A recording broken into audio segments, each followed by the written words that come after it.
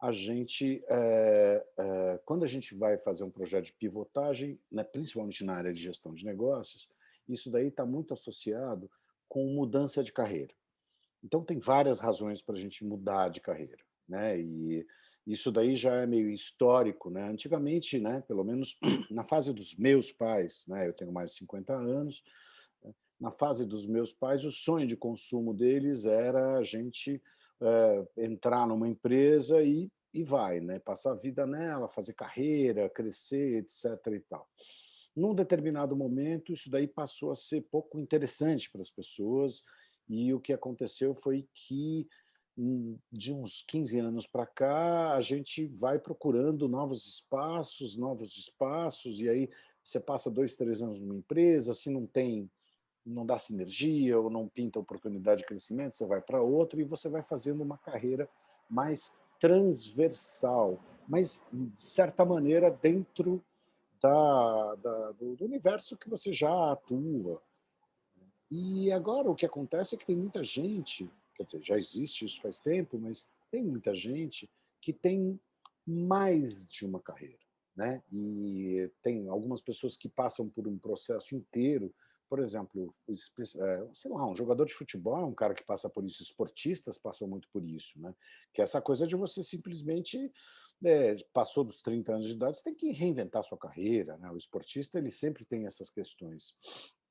Mas tem muita gente que também que busca uma segunda carreira, quer pensar em maneiras diferentes de levar a vida, chega a conclusões aí que a gente vai conversar durante esse nosso papo, que são conclusões que são tomadoras de decisão para você chegar e falar um pouco sobre esse assunto. E eu acho que é isso que a gente queria conversar com a Renata. Tiago, você quer dar um oi aí? Quer falar alguma coisa? Oi, boa É, noite. exato. Essa é a grande sacanagem. A grande sacanagem é quando você chama o cara para dar um oi, é que você fala assim, Thiago, você vai dar um oi, né? Aquela coisa, né? Você não está nem dando a chance do cara ficar quieto. Não, Solta a bola. porque você estava falando aí, na verdade eu estava pensando se eu tinha lembrado de comprar detergentes. Então, eu só peguei assim, Thiago, fala oi. Oi. Não, vai ser ótimo conversar com a Renata hoje. Eu acho que assim, essa coisa da pivotagem, que além da carreira tem toda a questão, né, na gestão de processos mesmo, né? Então, você tem ali um produto na cabeça e de repente você tem que dar aquela guinada, pensar em outra coisa, o produto não é mais aquilo, vai ter outro uso, né? E eu acho que tem muito a ver com esses tempos líquidos e modernos que a gente passa, né? Até porque, assim, foi um ponto de inflexão, assim, meu potente ter me dado conta disso, que você não precisa mais ser, né, uma coisa, você pode estar uma coisa, né, e aí você tem o tempo que você está uma coisa, tem o tempo que você está outra coisa, que apesar de eu ser um pouquinho mais novo que o Ale, eu ainda sou daquela geração que ainda tinha a questão de vamos entrar, fazer carreira, você vai ser um advogado, um engenheiro, um dentista, um médico, que seja. Né? E aí eu vi que não, que esse papo não ornava comigo, que para mim o que orna mesmo é o estar alguma coisa. Então, tem momento que eu estou produtor cultural, que eu estou atendendo ali as empresas, fazendo projeto, tem hora que eu estou educador corporativo, eu ia ler aqui com a SCOC, montando projeto de capacitação, pensando em umas oficinas muito legais, misturando arte também. Tem hora que eu estou cozinheiro, que eu já fiz comida também, já tive uma empresinha para vender comida, enfim. Eu acho muito legal porque é uma coisa que eu acho que para muita gente ainda é meio tabu, né? Você se dá essa liberdade, né? De poder simplesmente rever, né? O que você quer fazer, onde você quer estar, né? E ao mesmo tempo acho que assim não precisa ser uma regra, né? Acho que também tem gente que o mais legal desses papos todos que a gente está tendo é justamente isso, né? De que a gente tem, eu me sinto muito à vontade nisso e tem gente que se sente muito à vontade, né? Ainda no modelo da carreira, de entrar numa empresa, quer ficar lá, quer ir galgando todos os passos, né? Mas é isso. Esse foi o meu oi. Maravilha. Renata, Apresente-se, fique à vontade, você tem os seus minutos aí, conta um pouco da sua história para a gente poder entender essa pivotagem que aconteceu, essas transições, mais de uma. Como é que foi que começou a sua carreira? Conta para a gente. Boa noite, pessoal. Então, minha carreira começou no ramo de turismo. Eu trabalhei com turismo e me formei, fiz faculdade, sou bacharel em turismo. Num dado momento, não fez mais sentido, eu não conseguia me encaixar em nenhum lugar, e aí eu comecei a ir para a área de gráfica. Então, eu trabalhei quase 20 anos na área gráfica, em vários lugares, em várias revistas, em agências de publicidade. E, em paralelo, eu sempre gostei da área da saúde, muito estimulada pelo meu pai, que é um cara estudioso, que estava sempre ali estudando anatomia, farmacologia, tal, e muito estimulada também pelo meu mestre, que era meu vizinho, é um grande acupunturista, e que cuidava de mim desde os 14 anos, então eu sempre tive essa vontade de fazer medicina, de ingressar nessa área, e o tempo foi passando, e eu tinha que trabalhar, e as contas foram rolando, e aí eu fiquei na área de comunicação, todo esse tempo trabalhando para várias empresas, para várias revistas, freelando para várias pessoas. E aí, de uns 5, 10 anos, 12 para cá, eu comecei a efetivamente trocar de carreira. Uma transição que foi bem lenta, para algumas pessoas nem eu imaginava, eu estava sempre querendo novas cobaias, né, para ver se eu realmente tinha mesmo essa aptidão, né, e se eu tinha mesmo esse senso de observação, esse senso da medicina preventiva, se eu me dava bem com anatomia, porque você tem que estudar muito, é uma área que você tem que passar o resto da sua vida estudando, não tem como você não estudar, então eu estudo um pouquinho todo dia, né, são novos pacientes, são novas experiências, ainda mais agora com a pandemia. E aí é isso, de uns 10, 12 anos, mais ou menos, para cá, não sei muito bem ao certo, mas é mais ou menos isso, eu comecei a ingressar na área da saúde e da medicina chinesa, medicina japonesa, medicina preventiva. E eu usava meus colegas de trabalho como grandes pacientes, porque eu usava meus pais, lógico, né, meus pais em primeiro lugar, meus colegas de trabalho, então, ao mesmo tempo que eu estava lá na vida corrida da comunicação, eu já estava cuidando deles. E era uma coisa muito louca, porque a produtividade realmente mudava no ambiente de trabalho quando se inseria esse fator do cuidado, sabe, e da acupuntura. E a produtividade, as ideias, tudo fluía melhor, o estresse, né, porque é um ambiente muito estressante. E eu realmente atendi muitos, muitos anos, banquei e atendi totalmente de graça, em esquema colaborativo, porque era meus eu queria ver, eu queria me testar, eu queria perceber se eu conseguia mesmo ser uma grande acupunturista, né, e não apenas uma acupunturista, mas ser mesmo uma acupunturista, né. E aí foi isso, gente, é mais ou menos isso, assim, tipo, várias carreiras. Trabalhamos de tudo.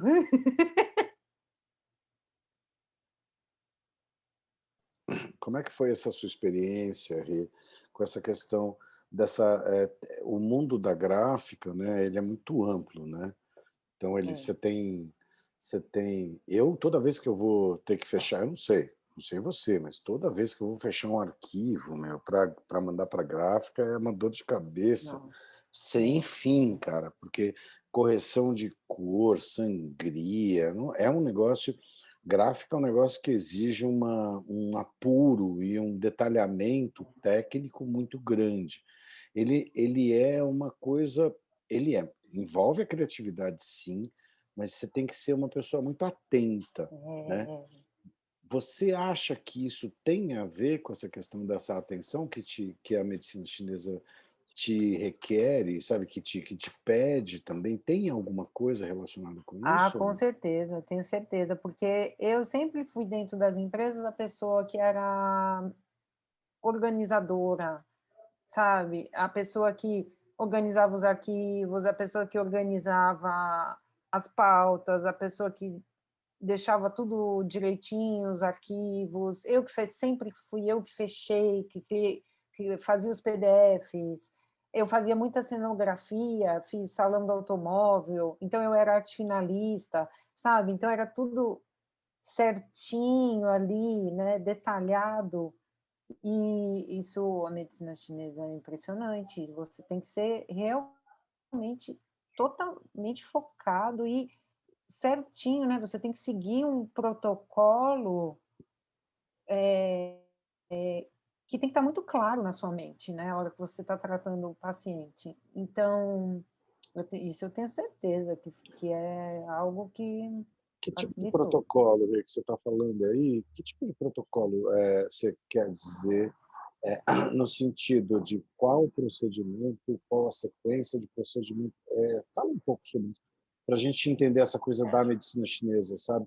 Porque eu sei que, eu tenho certeza que 80% das pessoas que estão assistindo a gente, ou que estão espalhadas por esse Brasilzão, o máximo que eles manjam de medicina chinesa é tipo o senhor Miyagi, assim, né, aquela coisa do Karate Kid. Eu estou brincando, é claro, né? Quer dizer, o pessoal olha e fala assim, tem uns negócios lá que funcionam, sabe? Parece que funciona. Como é que é essa questão dos protocolos? Explica para a gente essa questão. Eu fiquei encantado quando você estava falando. A gente teve um happy hour uma vez, que a gente estava tomando uma cerveja, lembra? Com o pessoal do calendário das Sim, drags. É super legal. E você estava falando algumas foi. coisas sobre a base da coluna, não sei o que lá, a questão do tempo. Eu me lembro de você falando sobre como é que essas coisas demoram para se realizar. Fala um pouco sobre assim, o que é tão diferente da medicina chinesa, que eu sei que é totalmente diferente, mas qual é essa abordagem? Então, a medicina chinesa, assim, que nem com relação aos protocolos, né? A gente sabe que na China eles instituíram vários protocolos de tratamento para o Covid, fitoterapia, acupuntura, Qigong, né? E assim, a gente está aí estão aí os números da China, né? Fora o lockdown, claro que é um fator crucial, mas a gente está vendo aí os números da China de mortos e tudo que aconteceu, né? A medicina chinesa ela é muito importante na imunidade, é uma medicina preventiva. Ela não trata só de dores, ela trata de questões neurológicas, questões emocionais, questões metabólicas. Ela trata, por exemplo, obesidade. Eu sou a prova viva disso, né? Que eu me tratei muito tempo com medicina chinesa.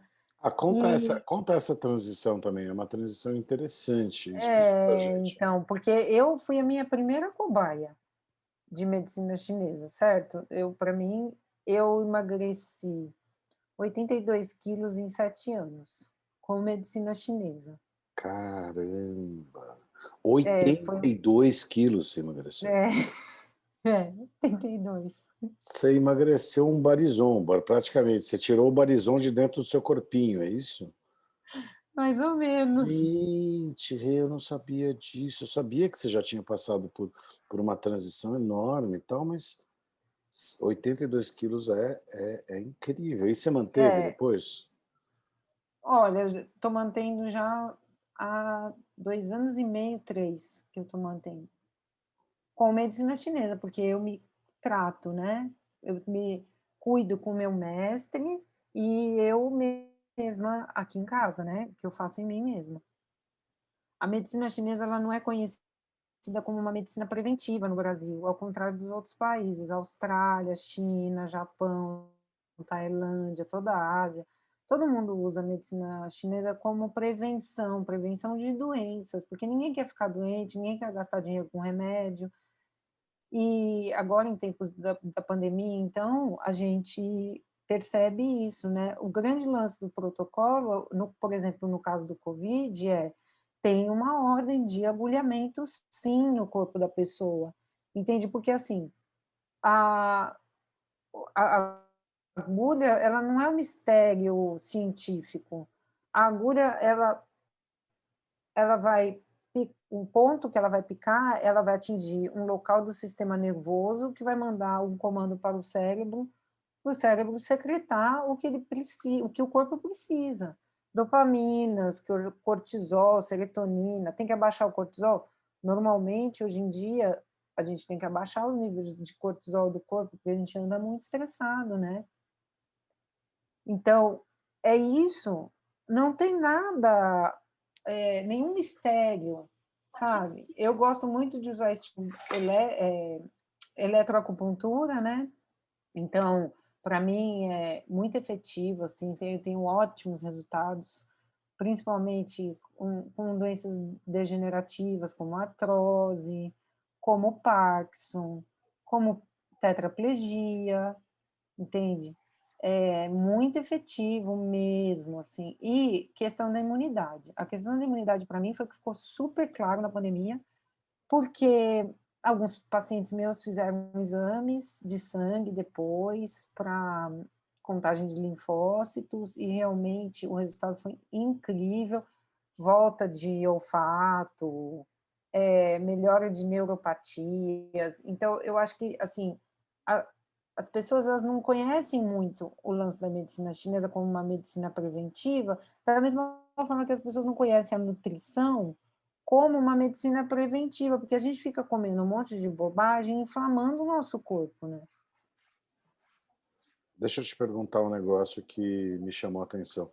Tem a ver, não tem, com essa história da gente ser imediatista, né, no Ocidente? Ah, total, Né? Quer dizer, total. ninguém quer, né? Todo mundo quer tomar uma pílula mágica, né? A gente aceita a pílula mágica, né? Quando a gente é engambelado, né? Pelas malícias aí do mercado, mas a gente não aceita essa coisa processual, que tudo é devagar, é um passo a passo. A gente tem essa dificuldade com isso, né? Ai, demais. E a prova disso está na pandemia aqui, está todo mundo desesperado. Claro que nós temos uma situação econômica que é muito delicada, mas todo mundo queria vacina para ontem, mas ninguém queria comer bem, né? Ninguém queria proteger a própria imunidade, mas todo mundo quer a vacina para ontem, né? Tem essa coisa mesmo do imediatismo que é impressionante, assim, do ser humano é impressionante. E Deixa eu esse, te fazer uma pergunta que eu fiquei só curioso aqui, porque no nosso papo antes a gente estava comentando, né, da sua ida para a Austrália e tal, e quando você comentou dos países que, né, já vem a medicina chinesa não dessa forma, já vem a medicina chinesa dessa forma preventiva, antes mesmo de você falar qualquer país que a gente associaria a medicina chinesa, você falou Austrália em primeiro lugar. É, É, é realmente assim, é uma referência, assim, na Austrália existe mesmo, até de repente ali proximidade, o que quer que seja, da medicina chinesa lá?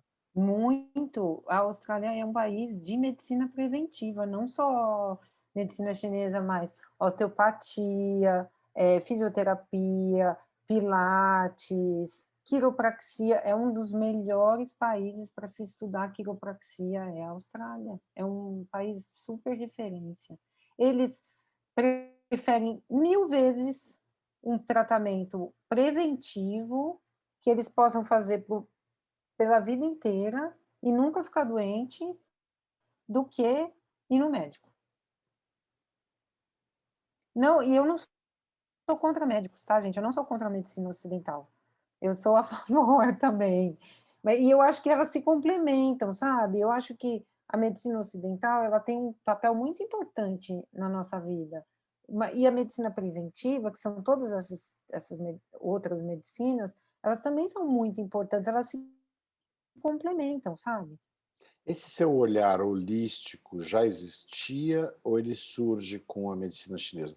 Quem vem primeiro, o ovo ou a galinha? Ah, eu acho que ele já existia. De você enxergar o ser humano como um todo, de todas essas questões, né. Porque Sim, é curioso, porque hoje a gente acaba vivendo uma vida muito segmentada, né, então, é que nem pergunta de paulista, né, o cara pergunta o seu nome e a segunda já é o que você faz, né, quer dizer, ninguém pergunta se você está feliz, se você está bem, é, já, né, você já encaixa, né, onde você mora, né, aí você dá um oi para o cara, né, sei lá, né, aí onde você mora, se for muito longe, você nem quer saber do cara, o cara que se lasque, né, e quem ele é, né, ou o que ele faz, etc e tal. Mas, essa visão mais holística, você já tinha isso, quando você o que isso impactava quando você trabalhava com comunicação, com gráfica, essas coisas assim? a comunicação era complicado, né? A gente vive uma vida muito corrida na comunicação, você não tem muito tempo. Essa visão veio quando eu comecei a perceber que minha saúde estava indo para o buraco. Eu estava super obesa, eu não conseguia me locomover, porque, né, uma pessoa obesa, eu bebia muito, porque, né, quando você está na comunicação, né, você entra nesse mundo, né, da agência, no mundo do. E aí eu comecei a perceber que, opa, eu preciso me cuidar, porque senão eu quero viver, eu quero ter uma vida boa. E aí eu acho que esse olhar foi, refinando, sabe. Eu acho que aí começou a partir daí, assim, um cuidado próprio com a própria saúde, sabe. É Mas uma olhar coisa lá no fundo e não superficial, sabe. É um tipo de um olhar, Rê, que é um olhar assim, você primeiro olhou para você mesma, é isso que você está querendo dizer. Ou seja, você não É, não foi uma é. pivotagem no sentido de eu estou vendendo banana, aí depois eu descubro que eu vou vender cebola, porque está dando mais dinheiro vender cebola. Não, você fez uma reflexão sobre você mesmo, né? E ao fazer a reflexão, É, é, eu acho que foi isso mesmo que você falou, porque, assim, eu nunca vi a medicina chinesa como algo que eu fosse ganhar muito dinheiro. Eu nunca vi isso. não Na era uma comunicação, você vê. oportunidade de negócio, né? Parece que o Barizon caiu, mas Não, daqui a pouco ele volta. aí ele voltou. Não, não era uma oportunidade. Então, gente, não era uma oportunidade de negócio, entende? É uma coisa que foi acontecendo. E foi acontecendo assim que eu comecei a ter experiências com pacientes muito complexos. E a coisa foi acontecendo e começou a O que vir que é um mais. paciente complexo? Me dá um Ah, exemplo. por exemplo, um paciente com Parkinson. Entende? É complicado você ver uma melhora efetiva num paciente com Parkinson avançado. E como é É que com como é que isso aconteceu? Conta pra gente um pouco, para a gente poder entender. Porque, assim, o então, que eu conheço, a gente estava até conversando sobre isso, eu conheço que o Parkinson, ele atinge é muito comum atingir pessoas mais velhas, né, depois de uma certa idade, apesar de existirem sim, alguns Parkinsons em pessoas jovens, que é mais raro. E eu sei que a gente tem uma medicina muito boa para Parkinson até um determinado momento. É um remédio XYZ, que eu não me lembro, que ele, durante 10 anos, ele garante que ele se te segura. Depois ele não funciona mais. Tem um break aí que eu não entendo exatamente. Conta pra gente é. como é que foi essa experiência. Então, foi um paciente meu que teve Parkinson jovem. Quando a gente começou o tratamento, ele estava muito debilitado mesmo, de verdade, assim, de não conseguir andar direito. A gente começou a fazer o tratamento e depois de uns 3 meses ele teve uma queda brusca. E isso já é normal acontecer. Eu tenho muitos pacientes que têm uma queda e depois uma ascensão. Tipo, E ele estava aí ruim e ficou pior, é isso que você está ficou falando? bem pior. Depois de uns 3 meses ele deu uma melhorada boa e aí ele teve uma queda estrondosa, assim, e passou uns 15 dias e ele melhorou de uma maneira que eu não consigo nem te dizer, porque ele andava normal, ele fazia tudo e ele teve uma melhora, assim, estrondosa, assim, ó, de ir na academia do prédio e começar a fazer exercício. Ele não saía de casa. Ele para mim foi uma virada mesmo de chave. Ele para mim foi: "Opa, o que eu estou fazendo, eu estou no caminho certo", sabe. Para mim, na minha cabeça, quando ele veio, eu percebi que eu estava fazendo a coisa certa mesmo, que eu não estava que não era mais que eu ia virar aquilo, sabe, que eu ia estar acupunturista. Você me falou um negócio interessantíssimo também, sobre a questão de que o pessoal está usando com HIV também, que o pessoal soropositivo. Que é? Tem Na verdade, eu vi você falando de relance e eu fiquei interessado, assim, porque fiquei curioso, como é que é o impacto disso no corpo da pessoa? Então, porque tem estudos, muitos estudos, muitas pesquisas com relação a isso. Por quê? Porque efetivamente aumenta o CD4, que é um dos linfócitos atacados. Tanto o HIV, o Covid também, se não me engano, o Covid é o CD8 e o CD12 também que são atacados. E o que acontece? Existe um tratamento específico para aumento de linfócitos no corpo. E olha que interessante, é o mesmo tratamento que se usa para aumentar a imunidade com relação ao Covid. Então, assim, eu tive alguns pacientes que eu fiz o tratamento pós-Covid, e no tratamento pós-Covid, eles estavam com uma taxa muito baixa, porque pediram, né, para os médicos esses exames específicos. E 3, 4 meses depois, refizeram esses exames e a taxa de linfócitos aumentou muito. Então, isso se estende para muitas patologias. O HIV, por exemplo, pode retardar o uso do retroviral por alguns meses, anos, entende? É óbvio que você tem que fazer o controle com o médico, você tem que ver as taxas, você tem que estar super ligado, mas pode retardar um tempo de você tomar a medicação, entende? Você comentou É comigo muito. que você trabalhou na Cruz Vermelha, ou você trabalha na Cruz Eu Vermelha? tra... Não, não, eu fui voluntária, fui voluntária Como é do, que isso do aconteceu? CRU. Qual foi?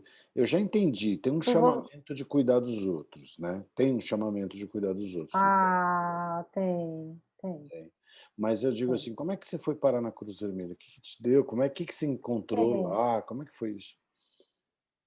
Ai, foi uma experiência com o Covid, foi muito bacana, porque teve uma pesquisa e um estudo ali do uso da medicina chinesa com a medicina tradicional, né, que é o tratamento que é feito na China, entende? Eles dão a medicação, a pessoa vai tomar um antibiótico, a pessoa vai, fazer todo o tratamento para combater o Covid no corpo dela, mas eles usam práticas de Qigong, O que práticas é de Qigong?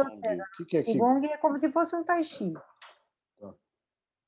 E fitoterápicos, que no Brasil muito difícil, e acupuntura para tratamento do Covid e para diminuição das sequelas. Então, o que que acontecia lá nesses estudos?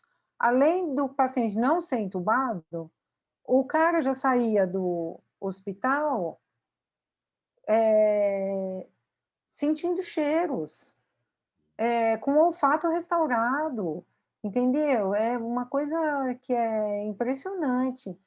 E, assim, para mim foi muito bom, porque é uma outra experiência de vida que engrandece, sabe? Você tem Quando você olha o paciente, você já tem aquela memória e aquela experiência, aquela bagagem guardada na sua mente. Então você já sabe como você tem que proceder, diferente de quando eu estava começando a estudar.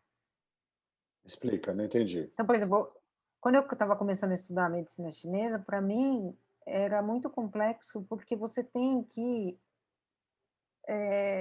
mudar a sua forma de pensar de ocidental para oriental, e é muito complexo isso. Então você fica muito na dúvida, você tem medo de colocar agulha, você tem medo de fazer alguma coisa errada, você tem medo de prejudicar a pessoa. E quando eu comecei, eu fazia em mim e na minha mãe, né. Então, É, tem a até uma velhinha outra, a velhinha sofreu. tem até então uma outra transição também, que é uma transição de forma de pensar, né? Tem uma outra É, como é que você teve é. que é de organização de pensamento, né? Não, e isso é demais, sabe por quê? Porque você, para estudar a medicina chinesa, você tem que olhar o indivíduo como uma qualidade, e não mais um defeitos e qualidades. São só qualidades. Então, você começa a olhar a pessoa como um órgão que está em desequilíbrio, e não mais como, por exemplo, vou dar um exemplo chulo. Essa pessoa é muito grosseira, ele é muito bravo. Eu não olho mais assim, entende? Quando a pessoa é muito brava, eu sei que ela tem uma deficiência que pode ser do fígado, por exemplo. Então eu já olho a pessoa assim. Então, para mim, a braveza é uma qualidade, não é mais um defeito, entende? Então é uma Entendi. maneira É muito uma diferente. das características dessa pessoa. Ela não é uma coisa que deve ser não é combatida, mas é da natureza dela. É uma coisa que tem a ver com ela, que você É, precisa harmonizar um pouco isso para ela estar melhor consigo mesma e com o mundo. É isso? sim, sim, completamente, porque nossa, você descreveu super bem, porque a medicina chinesa, ela faz com que você equilibre o seu corpo e a sua relação do seu corpo com o meio ambiente, né. É curioso que Porque nós temos você vai para um lado que é gozado, que agora eu esqueci o nome do primeiro médico lá, o cara, eu esqueci o nome dele, que lá não lembro se era romano, grego, que foi um dos caras que escreveu os primeiros princípios, e eles acreditavam muito nessas questões que a gente chama de humores. Você já ouviu falar nisso? Dos humores? E eles já, tentavam já. tratar os humores, e é gozado que me lembra essa vibe, assim, a vibe do papo de humores, né? Uma vez você me falou isso, né. É, E é, deixa eu te fazer uma pergunta. É que eu tô me lembrando de um, de um texto que saiu publicado numa revista norte-americana e que depois até o Baz Luhrmann fez uma versão musicada que chama Wear Sunscreen, que é use protetor solar, né? É um texto, foi escrito ficcionalmente, como se fosse uma pessoa falando para uma turma de formandos, né? Se não me engano, foi um editorial escrito dessa forma, como se fosse um discurso para uma turma de formandos, e é um cara dando as dicas, é um texto assim meio de autoajuda, mas ele é super bonitinho, né? E aí, num determinado ponto, ele fala: é, a maioria das pessoas, não, a maioria das pessoas interessantes de 20 anos ainda não sabe o que querem da vida. Mas as pessoas de 30 anos mais interessantes que eu conheço ainda não sabem o que querem fazer da sua vida, né? E aí eu quero te perguntar assim, como que foi que a gente está falando dessa coisa da relação do paciente com o entorno e com o mundo, como que foi para você e para o seu entorno essas transições, essas vontades de mudar de carreira, de abraçar outros aspectos da sua vida profissional, tipo amigos, família, estavam juntos ou ficava aquela coisa, porra, de novo, meu, você não É. sossega? Como é que foi? Ah, olha, a primeira transição foi muito louco, porque assim, eu lembro até hoje, no mesmo dia eu tinha uma entrevista numa agência de turismo e numa editora. Na mesma rua, inclusive. E eu fui na editora. E eu não sei te explicar por quê. Eu pensei assim, ah, não vou na agência não, vou na editora. E fui na editora. E, e fui. E aí, na transição para a área da saúde, foi. Olha, eu não tenho o que dizer da minha família, assim, meus pais sempre me motivaram. Eu acho que eles, ainda acho isso, acreditavam muito mais em mim do que eu mesma, entende? Que eu ia ser boa nisso, que eu ia ser boa como futurista e tudo. Eu acho que eles acreditavam em mim muito mais. Porque, assim, na verdade, eu não acredito até entende? Não, às vezes eu fico perplexa com os resultados, eu falo assim: "Nossa". É lógico que é resultado de estudo, porque você tem que estudar, né, qualquer coisa que você queira fazer. Mas eu acho que assim, putz, eu acho que não parou ainda, sabe. Eu sei que eu estou na área da saúde e que eu vou ficar nesse caminho, mas eu acho que ainda não parou. E é isso que eu falo para todo mundo, eu falo assim: "Tem que fazer, tem que". "Ah, mas eu vou mudar totalmente minha carreira". Eu tenho uma amiga que é advogada e começou a dar aulas de ioga. Ela: "Ah, mas eu não sei se eu vou conseguir, eu não sei, eu não sei, eu não sei". Eu falei assim: "Meu, vai devagar, tem que fazer. Você não vê que você tem habilidade com isso? Então segue, né". Então, assim, os amigos também me davam apoio, sabe. É uma coisa muito para mim foi muito tranquilo com relação a isso, porque foi fluindo, sabe. As coisas foram acontecendo e foi fluindo. E quanto mais eu pegava amigos para, sabe, eu pegava meus amigos: "Tá com dor nas costas? Ah, vem aqui, vamos fazer um negocinho. Ah, tá com dor de cabeça? Ah, vem aqui, ó, deixa eu dar uma cuidadinha de você". E aí ia, né, e assim, por exemplo, meus pais foram uma coisa muito louca, porque, eh, eu cuidei deles muito tempo, assim. Meu pai eu ainda cuido dele quando ele precisa, mas minha mãe eu cuidei muito tempo. Ela não gostava, mas eu forçava. Deixa eu te fazer uma pergunta, Rê, fugindo um pouco da nossa, não é fugindo da nossa conversa, mas eu estou querendo explorar uma questão de inteligências, né? Existem Sim, algumas inteligências, são inteligências puramente racionais, né? Quer dizer, super.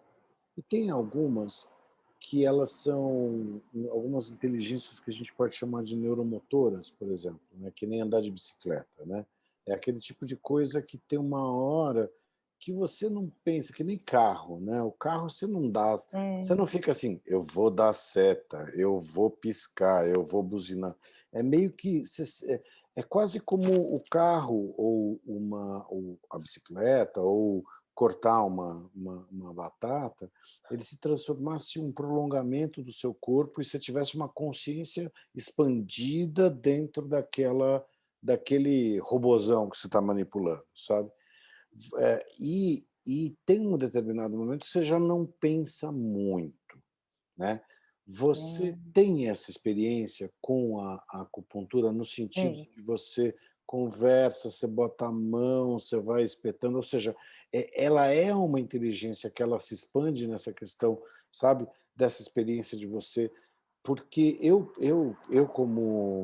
como educador, por exemplo, né, e eu percebo muito isso também quando eu tive 20 anos agência, essas coisas de comunicação e tal, mais até, eu olho e falo assim, tem algumas horas que você está com aquele monte de recursos, que é um cabedal de informação, e meio que eles começam a se organizar dentro da sua cabeça, não é que você não tenha controle sobre eles, mas eles parecem que ele flui. Você se É, sente assim nessa dinâmica? sim, sim. Inclusive, é impressionante, né? Aquele seu trabalho, né? Eu acho que você é um grande fotógrafo. Aquele seu trabalho que a gente viu do calendário. É isso, flui. Entende? O clique, você olha e você fala assim, gente, a pessoa nasceu para isso. Então, e flui, é algo que vai, sabe? É algo que às vezes você nem precisa pensar muito, mas você acessa uma memória que você não sabe nem como explicar direito. Mas você acessa uma memória ali que você já sabe o que você tem que fazer. Né? Não aconteceu isso com você? Super, O calendário é a prova viva disso, porque super. você olha para aquilo e você fala assim, meu, a pessoa que está fazendo isso, ela tem tanta experiência que é isso que você falou, é uma inteligência que você fala assim, meu, é intrínseco. Eu vou Tipo, pegar por outro lado, isso volta para uma questão que é também dessa construção sistemática do conhecimento. Ela está dentro desse fluxo também, né? Que é de você falar que você estuda todo dia, que você pesquisa todo dia, que você faz tudo todo dia. Às vezes eu acho que as pessoas na carreira delas, elas têm uma relação extrativista, sabe? Meio que nem caçador-coletor, né? Tipo, ela adquire um determinado conhecimento e a partir daí que ela tem uma funda, né, um estilingue e um arco e flecha, ela não se preocupa mais em ter outros recursos para poder obter isso. E ela vai nisso até uma exaustão desses recursos e, num determinado momento, esses recursos se exaurem porque a sociedade muda, né? Então, como a sociedade muda, tem uma hora que entra em colapso essa carreira, porque o cara deu o que ele tinha de dar, porque ele manja de fechar um PDF XYZ em um determinado momento, e aí você aperta um botão hoje no computador e ele já fecha, ele já, né, já canta parabéns a você, etc. E tal, ele automatiza esse processo. E eu vejo que as pessoas deveriam talvez mudar a percepção que elas têm de carreira, né?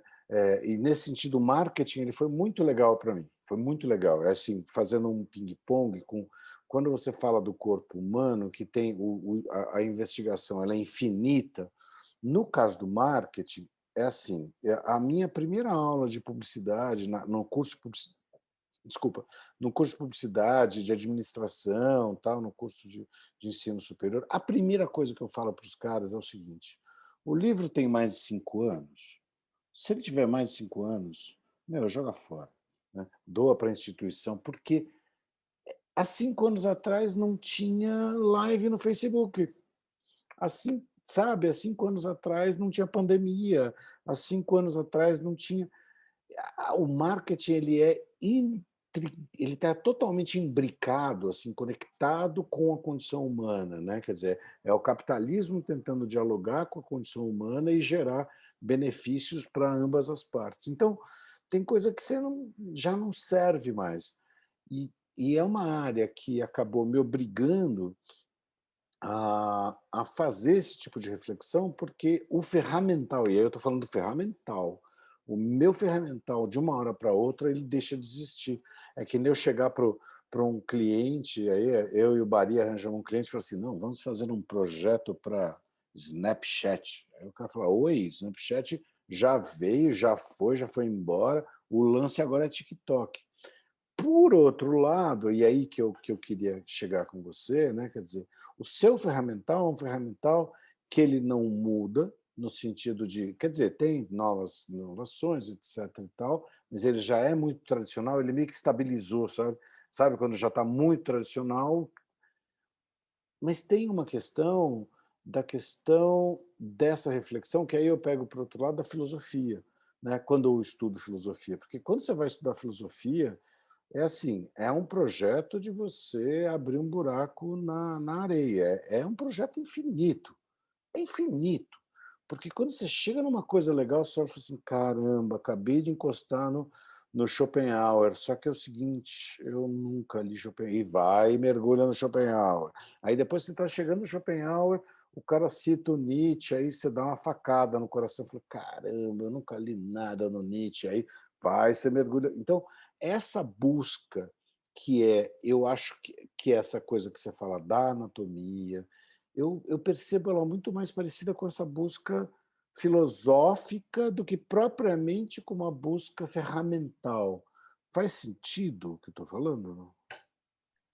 Acho que faz super sentido, e acho que faz sentido para muita gente também, sabe? Nas ferramentas que as pessoas usam para estudar. Eu sou da opinião de que a gente nunca pode parar de estudar, mesmo que você não utilize isso para a sua carreira, sabe? Mas que você estude alguma coisa que você ama, alguma coisa que você gosta, a gente não pode. Eu vejo um monte de gente, para de estudar, não estuda mais, não lê mais nada, nada. Não, eu acho que não, sabe? Eu acho que a gente tem que ter. Eu sou uma eterna buscadora, né? Então, eu concordo totalmente com você. Eu acho que a gente precisa. O que você está pesquisando agora? Qual é a sua curiosidade dentro da medicina chinesa? O que é que... Eu pesquiso, eu pesquiso muito sobre a patologia dos meus pacientes, sabe? Sei.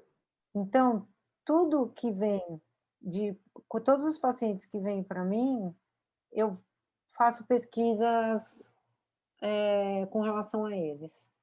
Porque Dá um mesmo exemplo. sendo um ensino tradicional,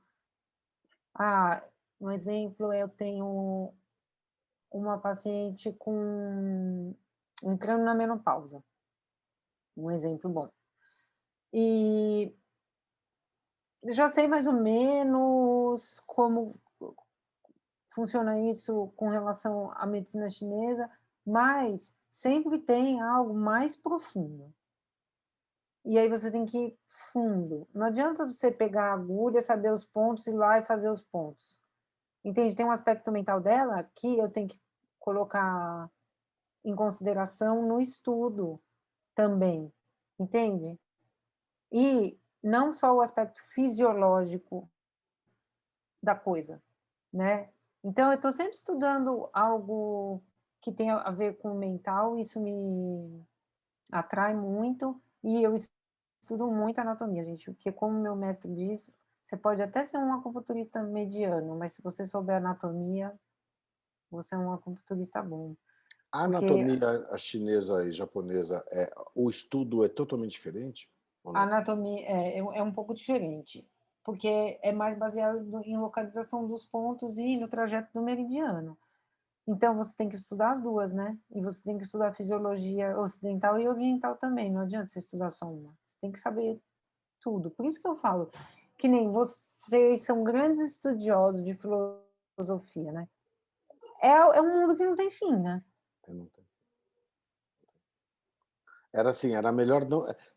Você não quer brincar com isso, meu, nem abre o primeiro livro, que senão você está ferrado, cara. Você está ferrado. Eu estou terminando de escrever um livro agora, né? E aí eu estava até comentando antes da gente entrar na nossa live que de ontem para hoje o meu celular, ele tecnicamente ele passou desta para melhor, né?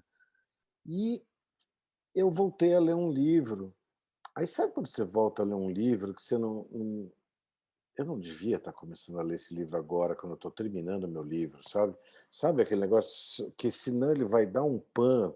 Você olha e fala assim, ai, meu saco, lá vou eu ter que fazer um monte de revisão, porque eu descobri uma coisa que era um insight importante, né? Quer dizer, que mudava uma questão de conceituação, e eu tô com uma vontade de meter o louco, fazer de conta que eu não estou lendo ele, sabe? Assim, sabe? Mas não dá, é mais forte do que a gente, né? Você tem que mergulhar naquilo.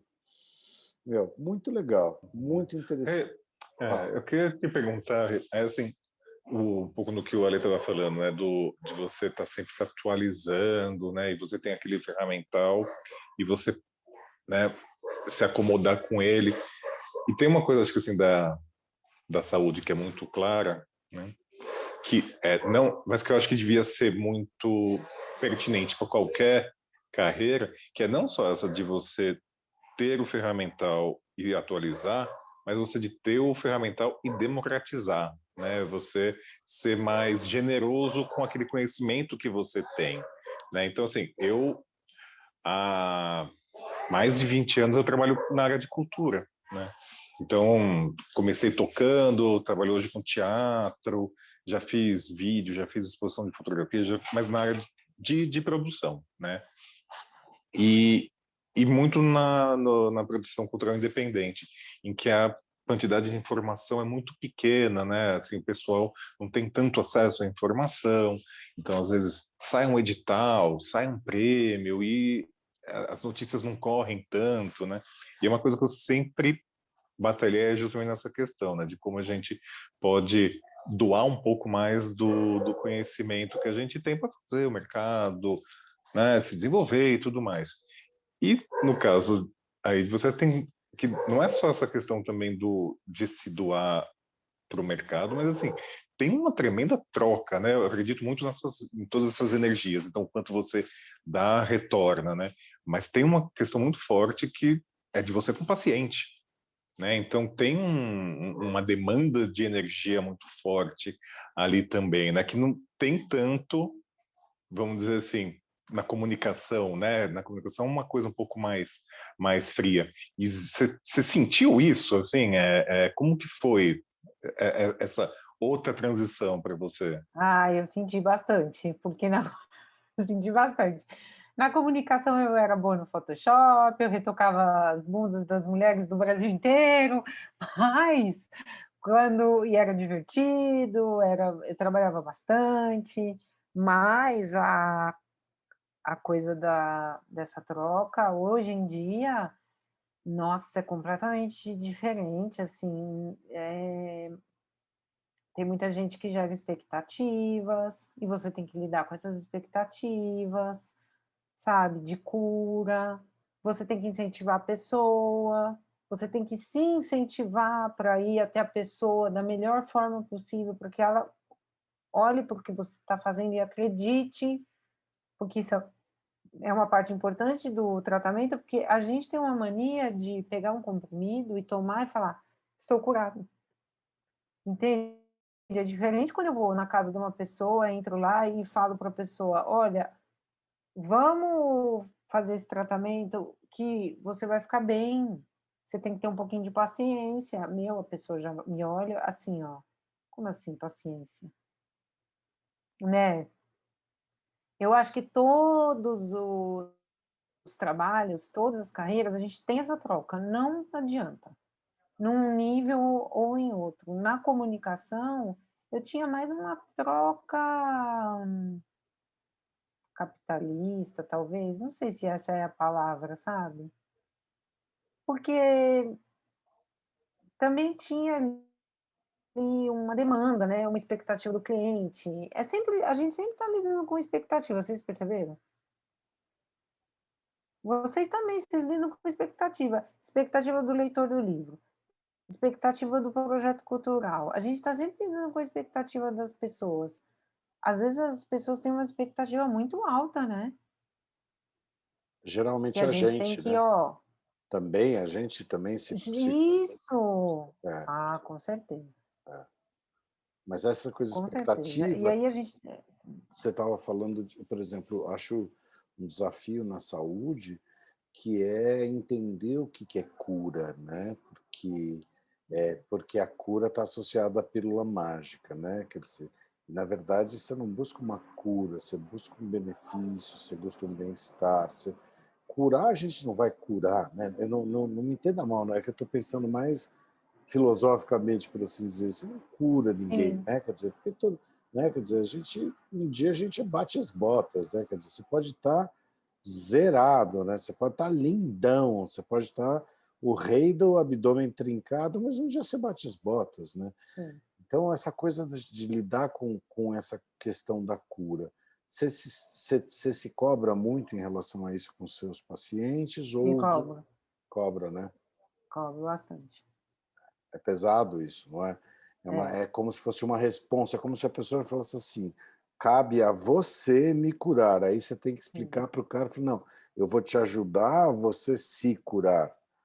é. Para mim é bem complicado às vezes, com relação a isso, eu me cobro bastante mesmo. Eu acho que hoje em dia um grande problema da nossa sociedade é que está todo mundo dentro de casa se cobrando,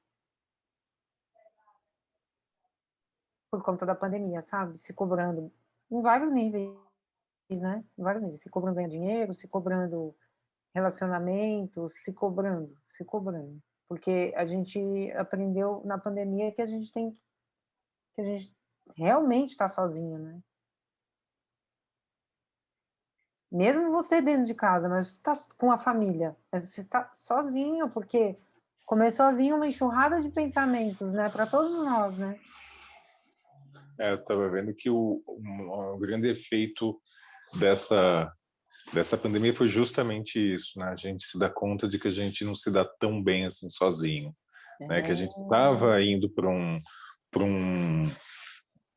assim, para um modo de vida individualista, não só o individualismo, egoísta, tá toda aquela coisa assim, tipo, cada um na sua, num contato ali mais, manda ali um WhatsApp, assiste junto uma série que na verdade não está assistindo junto, tá cada um em casa assistindo, depois vai lá comentar que assistiu aquele episódio, o que que achou, tal, e que aí quando realmente a gente viu, né, a água começou a bater na bunda, que tá todo mundo realmente sozinho, o pessoal não lida bem, né? O nosso mindset ainda é do coletivo, de estar junto, se ajudando, enquanto um está ali caçando, o outro está olhando para ver se a onça não vem pegar, né? Então, e aí a gente se viu nessa situação de que nós, na verdade, estamos sozinhos completamente. Nossa, muito legal, Rê. Muito legal. Eu vou começar nossas tratativas finais aqui, já são 7h57. Eu queria primeiro agradecer muito, muito, muito, muito, muito a Rê, né? E agradecer aí a audiência de todo mundo, que a gente está com... Esse canal é muito legal, porque a gente faz a live, depois eu faço umas edições, distribuo em alguns canais, a gente publica esse material depois no YouTube, ou seja, a gente vai fazendo uma série de intervenções, porque as conversas têm sido riquíssimas, a gente quer desdobrar o máximo possível essa experiência para que as pessoas possam refletir um pouco sobre esses temas. Então, eu queria passar de novo a bola para o meu nobre camarada Tiago Barizon, para ele fazer as suas finalizações, e aí a refinaliza para a gente. Tchau.